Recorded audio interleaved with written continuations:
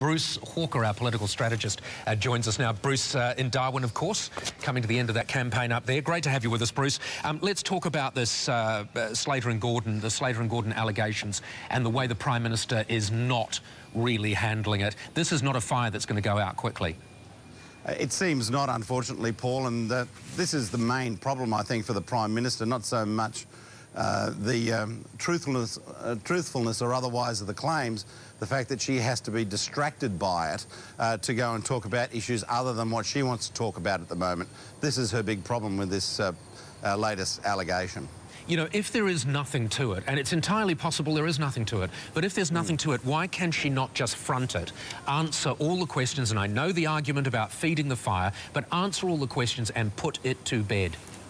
I think that's the problem she has. If she does go ahead and make the answer claims, then it does tend to just keep pushing the issue out in front. So she's obviously made a decision. She's better trying to starve it rather than give it credibility. That's a big challenge, of course, but that's her strategy at the moment, and it's probably the best thing to do. I mean, these claims are over 20 years old, yeah. And there's very little really by way of solid evidence to back up all the allegations that have been made by a small number of people. The other aspect, of course, is one, you've got the time, and two, they're reasonably complex, and a lot of people are very stupid and can't be bothered with it. So in reality, is this going to hurt her that much in the wider constituency? It may not, but as I said before, what it does is starve her of oxygen, really, for other stories that she wants to promote. What she doesn't want to have is her office being preoccupied with this issue. I mean, I've worked in political offices in the past where there have been allegations of scandals and whatnot, and the office tends to become totally preoccupied with what's happening there, and almost impossible for them to concentrate on other big issues.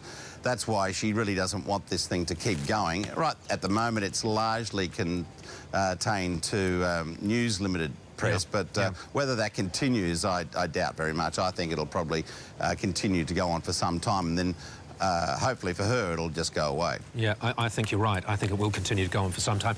Just very quickly and finally on the asylum issue, to a degree she's got the opposition off her back because of the pragmatic attitude she took to the report, but there's every chance now, if the boats keep coming, that both of those facilities will be full to overflowing before they've even opened. So in terms of the political problem, that isn't going to go away.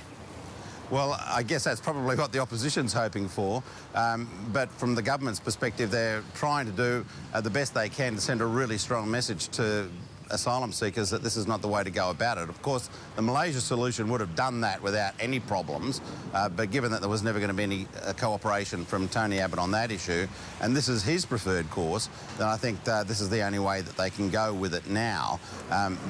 You know, if people get the message that they're going to be sitting in Nauru, Manus Island, possibly for years, as the Prime Minister's been saying, then I suspect they'd probably prefer to stay where they are rather than do that. Yeah, the question is, can they get that message before there are so many here that both of those facilities are overflowing? Who knows? And it's starting to look like maybe they won't. Bruce Hawker, thank you so much for joining us. Enjoy your last week or so in Darwin. Thank you, Paul. Thanks a lot. It looks lovely up there, doesn't it?